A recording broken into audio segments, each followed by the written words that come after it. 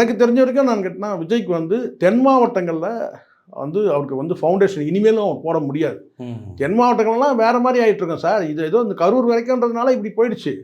இன்னும் தென் மாவட்டங்களில் போயிட்டு இந்த மாதிரி ஒரு இது நடந்தது கேட்டால் அங்கே இழப்புகள் அதிகமாகிடுச்சுன்னா வந்து அங்கே உள்ள மக்கள் வந்து அந்த உஷ்ணமான மக்கள். நீங்கள் வந்து நான் சொல்கிறது கேட்டால் மதுரையை தாண்டி சொல்கிறேன். மதுரை, திருநெல்வேலி, தூத்துக்குடி, நாகர்கோவில் இங்கெல்லாம் வந்து அந்த மக்கள் வேறு மாதிரியான வந்து மக்கள் வந்து கொதிநிலை உள்ள மக்கள். அங்கே வந்து நீங்கள் போய் உங்கள் வேலையெல்லாம் அங்கே காட்ட முடியாது. சரிங்களா? அங்கேயும் உங்களை பார்க்க வருவாங்க. நான் வரமாட்டாங்கன்னு சொல்ல.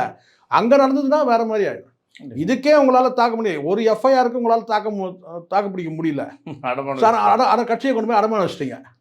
இது உண்மை. இது இப்போ வந்து பார்த்தீங்கன்னா இந்த அதுவும் நான் பார்க்குறேன். இந்த நேர்காணலில் வந்து பேசக்கூடிய இந்த பசங்க இருக்கானுங்கள்ல, சரிங்களா? அவங்க பேசுகிற பேச்செல்லாம் பார்த்தீங்கன்னா வந்து பாருங்கள், செந்திலாலே தாங்க முடியல.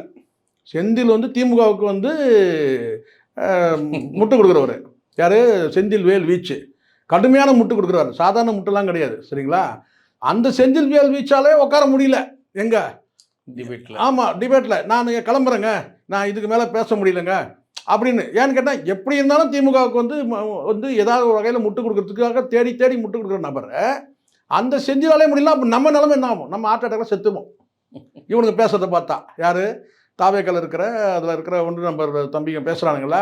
அறிவில்லாதையே பேசுகிறாங்களா? இல்லை தம்பி, தயவு செஞ்சு ஆக்கப்பூர்வமான வார்த்தைகளை தம்பி துப்பாக்கி இருந்தால் கூட நான் சுட்டுன்னு செத்துடுறேன்.